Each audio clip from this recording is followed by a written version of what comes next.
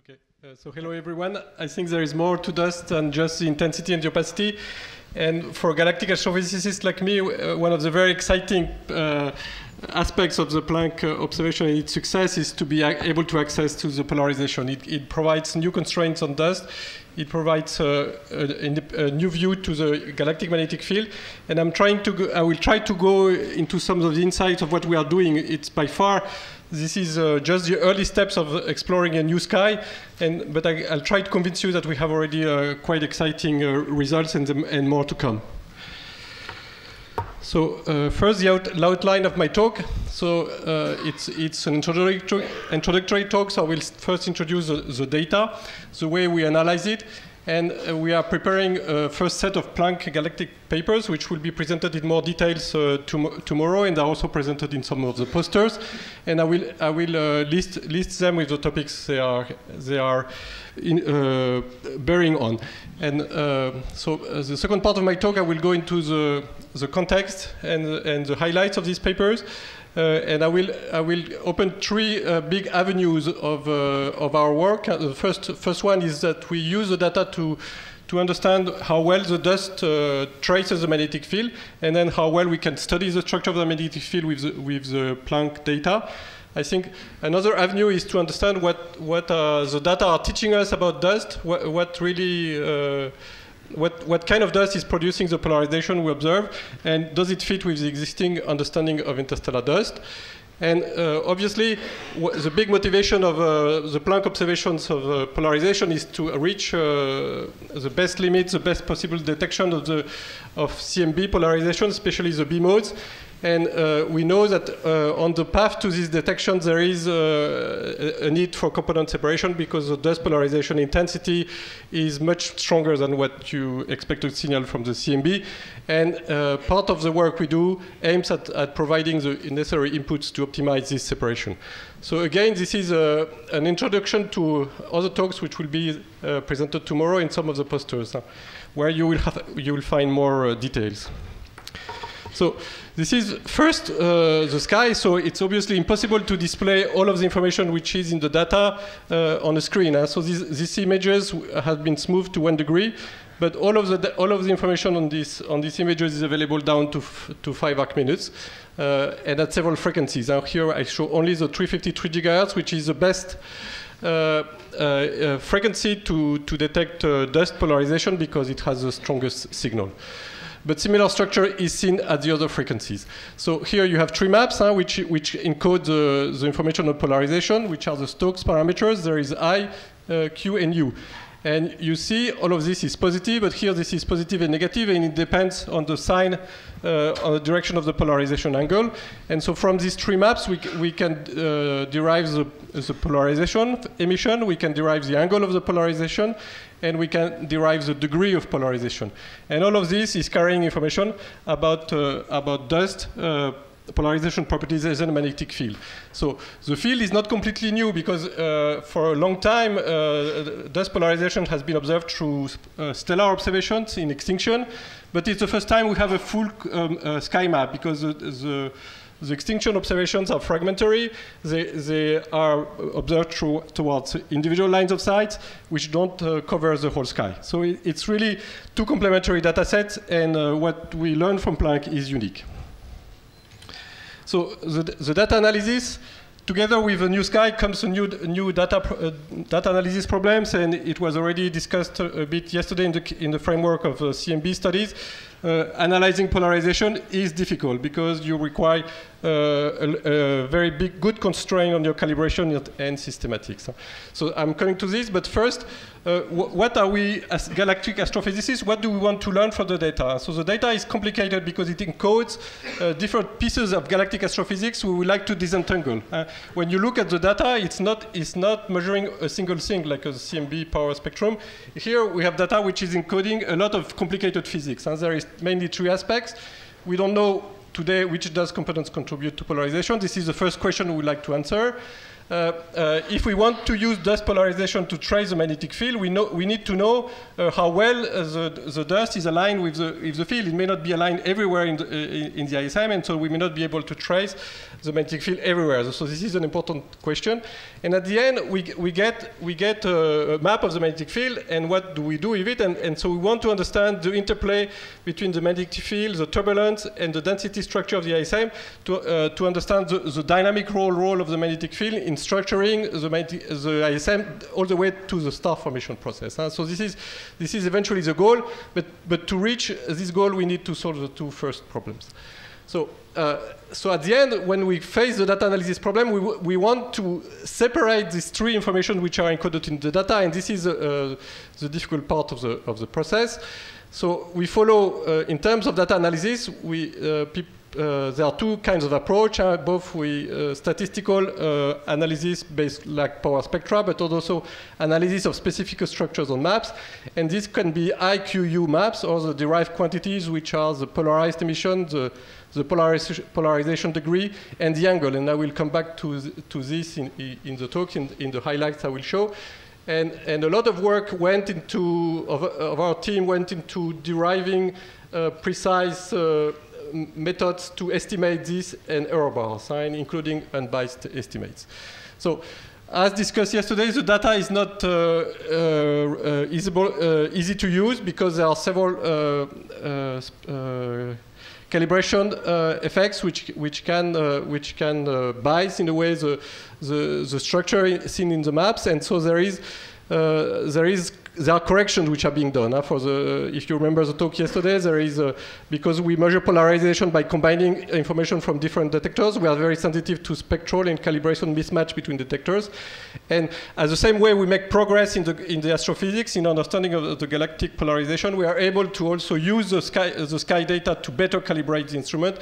And in particular, we are able to correct to a first order the spectral and calibration mismatch by using sky position array in the sky, where we have a wide variety of angles, where the galactic polarization is observed with varying scan direction. So we have a wide variety of direction of angles, allowing to build Stokes parameter maps for individual detectors. So at the end, we also, and this is a big quality of the data on Planck, it has a lot of redundancy, so we can use different redundancy tests to check that our results are robust. So the physics of magnetic field also is very complex, so the last step I think here is to always go back to MHD simulation to try to understand how well the data compares to the theoretical work which is done presently. So the first Planck papers, they're almost ready, not fully yet. They still have to go through internal refereeing. I hope they will be posted soon on AstroPH. And in any case, they are being presented here at this conference. We have been working towards 5 papers. These papers will all be presented in specific talks and posters, which I will highlight again later in my talk. I think these 5 papers can be divided in 3 groups. There is the 2 first papers aimed principally at using the data to study the magnetic field structure. So we're trying to understand how well we can study the magnetic field with this Planck data, and the first insights we get on the field structure. Those are these 2 papers. Then there are 2 papers which aim mainly at understanding the polarization properties of dust. If you remember the question, it is what kind of dust is producing the polarization we observe. And there is a 5th paper which is dedicated to characterizing the structure of the maps towards optimization of the component separation. So these 5 papers are going to guide the rest of my presentation, and I'm going to follow these 3 divisions: dust polarization and galactic magnetic field first. So first, some context. So it's not, as Rod mentioned, there are other ways to study the magnetic field, and dust is only one of the ways, and there are two ways which comes from radio astronomy, which is the observation of synchrotron emission, and also the Faraday rotation, which can be observed directly on the diffuse synchrotron emission on our individual sources. So those maps trace magnetic fields, but in different ways than dust. Huh? So basically, we trace, the three observations trace the same field, but not with the same weighting of the ISM. Huh? So the synchrotron emission will trace all of the field through the whole galaxy, including its halo, because its emissivity is proportional to the cosmic ray density and the field density. The Faraday rotation comes only from the ionized medium, and the Faraday depth we find is proportional to the integral of the electron density times the parallel component to the B field. So there is also a problem of direction. Here you are sensitive to be perpendicular to the line of sight, here to be parallel. So now the dust observation is an independent perspective which focuses on where the matter is. So on the CINER disk where star formation is happening. And within the CINER disk, there are two kind of components which we can roughly separate. Is that there is the warm medium, which has a rather large filling factor, which gives us the direction of the field average over the line of sight. And there is the cold neutral medium, which comes from very localized clouds, which give us the field direction where the clouds are, so within the clouds. So in the data, we have this combination of polarization from a diffuse medium and from a much more condensed and localized medium, and that comes into the specific characteristics of the dust polarization we're observing, but also the specific interest for scientists, because we can best use this data to characterize the interplay between the structure of the galactic magnetic field and that of interstellar matter.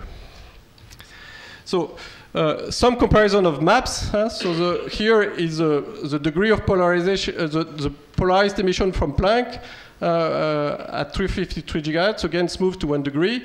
And it is compared to two other maps. Here is the P map from W map, and here the Faraday map. So those maps are clearly different, not completely different. There are some correlations which we are studying and which carry important information, but obviously there is not a one-to-one correspondence between this map, and this is expected, and it shows how complementary these three perspectives on the galactic magnetic field are. So for us, the first question we want to understand is how well does the Planck map trace the field structure? So this is the first question I'm coming at. So how well the field traces, the polarization traces the field depends on how well the grains are aligned. And so this is one of the processes which we want to understand. So in a simple way, you can imagine dust grains as being the tops, and they precess around some axis, which here is the magnetic field, and this precession is due to the magnetic torque on the magnetic moment, the interaction, the force created by the B field on the magnetic moment of the grain. So now it's not because they precess that they are aligned. They need to lose this precession energy to become close to the statistically on average over the field line to be aligned. And there are various mechanisms which have been suggested theoretically on this, and which can be tested with the data. One of them, which is the old one is associated with parametric dissipation, and there is a more recent theory based on the radiative torques. Eventually, those alignment mechanisms are going to be opposed by grain-gas collisions, and so in particular, in very dense region, peri-opaque, you may not have alignment. So this is the question we would like to answer. So what is the data telling us about this? So the first, I think, result which came out readily out of the data analysis is that the maximum polarization is quite high. Here, this is an histogram of the P over I over the sky. And you see that there is some significant fraction of the sky where the polarization is up to 18%. So the intrinsic polarization of dust can only be larger than the observed P over I, because some of this P over I may be decreased by the magnetic field structure within the beam and along the line of sight. So the first, I think, result which comes from the data in a rather straightforward way is that the degree of polarization is quite high. This is not completely new. It had been pointed out already by the people who worked on the Archeops experiment. But it's now confirmed in a very striking way. So now this may not be the whole story. We are interested in studying how this intrinsic polarization of dust varies across the sky, and this is something which is ongoing. So now something a bit more complicated is the field structure within interstellar clouds. So here you see a cloud which is well known to people who study star formation, the Taurus molecular cloud, and the lines give the direction of the polarization, and the intensity here, the grayscale gives the P over I, the degree of polarization. On the top row, you have the Planck data, and here you have MHD simulation, which is compared at about the same physical scales. And what you see here, and it's that there is, we see domains here which coherent polarization, and regions which change where the change of polarization is quite rapid in terms of angle, and these are these filaments here which corresponds to these frontiers between this domain of polarization. And I think an important result which we see here is that this general anti-correlation between the polarization degree and the dispersion of the angle. So this is interesting because I think it tells us, it's maybe difficult to capture right away, but you can see more on this poster, that most of the structure we see here in this polarization map, both in P over I and in angle, are correlated. So they must come from the structure of the field and not from changes in alignment efficiency, which will affect only the degree of polarization and not the phase. So you see that this general trend is also seen in the simulations here, where we have put a uniform degree of polarization, but with some differences, and we still have to understand these differences. So I'm a bit late on my schedule, but I hope to be able to present at least this part. So what do we learn about dust polarization properties? So here we have some framework which is based on existing data in the near infrared and visible. This is a model which was proposed by Dren and Fraise, which proposed different fitting of the well-known Tarkovsky law of the opacity, of polarized opacity in the near infrared and in the visible. You have 4 models which have different properties in terms of alignment. And the first model and the third model, which are here, have the polarization is only due to silicate grains with a very high efficiency of alignment, up to 1, above a size of 0.1 micron. In both models, the small grains are not polarized. And for the models 2 and 4, you have polarization in the visible, which is in the near infrared, which is coming both from carbon and silicate grains. And in this case, the degree of alignment of the grains is not as high. So all of these models produce the same extinction properties in terms of polarization, but they produce very different properties in terms of emission. So you see here the spectra of the polarized thermal emission, but what is more straightforwardly different and relevant to the range of frequencies where we observe, is that here you have the variation of the degree of polarization with frequency and the level of polarization. So we know already that the polarization is quite high, which will favor those models where only silicate grains are aligned, because these silicates make a big fraction of the submillimeter emission, while they make only part of the extinction. So here, as they are efficiently aligned, the degree of polarization is high. So what is the Planck data teaching us about this? So first, 2 things. You have this comparison with stellar data. So this is something which is going to be presented by Vincent Guillet. It's a comparison between the stellar QNU and the Planck QNU at the same position. Both are normalized, here by tau and here by I. So you see a very nice correlation. It's normal because we're observing the polarization by the same dust, but at different frequencies. But the ratio, the slope of this correlation gives us a key input, which is this ratio, which is, you will see the details, which is quite high and which will favor, in the previous slide, the figure where the models where only silicate grains are aligned.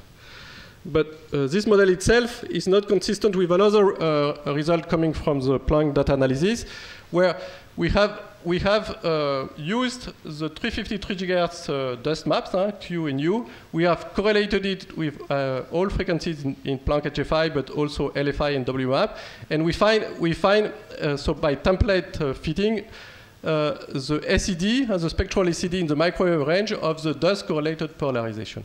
So I think there are two results out of this. First, if you look only at the high frequency part, down to 100 GHz, you see that we don't see any variation of the P over I ratio, which is not consistent with polarization only by silicates as described by the Drain and Fraisse model. And we see another unexpected result. That there is an upturn. You remember that if you do the same spectrum for the dust intensity, you also see this upturn, and here we also see this upturn. So there are two interpretations of this upturn. First, it's this one, and it is the one by far that we believe is the right one. We are detecting some synchrotron emission which is dust correlated. And because the other interpretation, which will involve only AME polarization, will predict too much polarization from the AME. We will need a polarization of the AME which is half of that of the submillimeter dust emission, which is above any theoretical predictions which people have been publishing. So I think I'm running out of time, so I will not show the presentation on component separation, but I will put my summary slide. Thank you.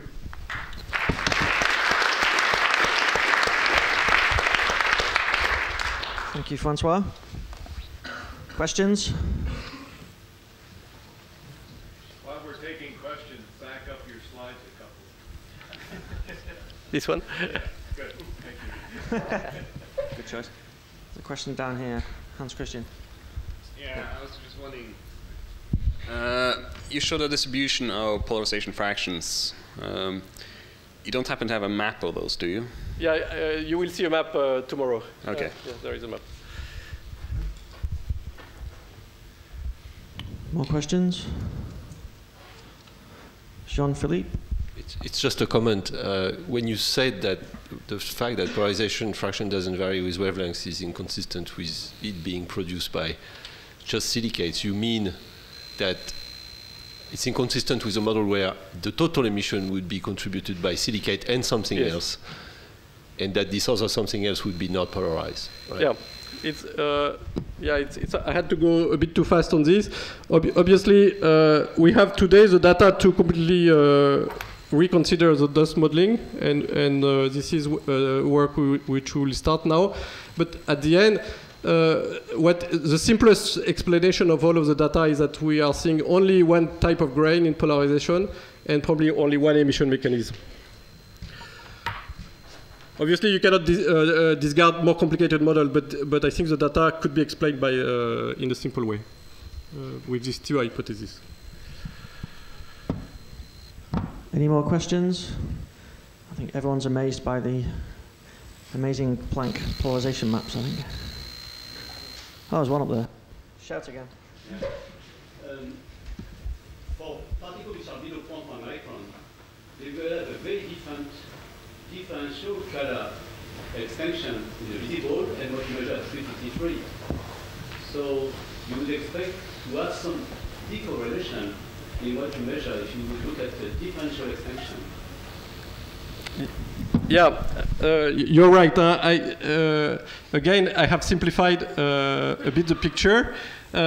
Obviously, in any dust model, there is a size distribution, and depending on the size distribution, the particles which contribute to the reddening or the extinction in the visible or in the infrared, it's size dependent. So their efficiency at making extinction. So it's not exactly the same weighting of the size distribution for the particles which emit in the submillimeters from the one which provide extinction. So we were not this correlation we are finding from the optical polarization data in the submillimeter is expected, but not necessarily very tight. But we observed it to be quite tight within our uncertainties in the data analysis. So it's quite encouraging in telling us that we probably are seeing the same particles. Okay, let's thank Francois again.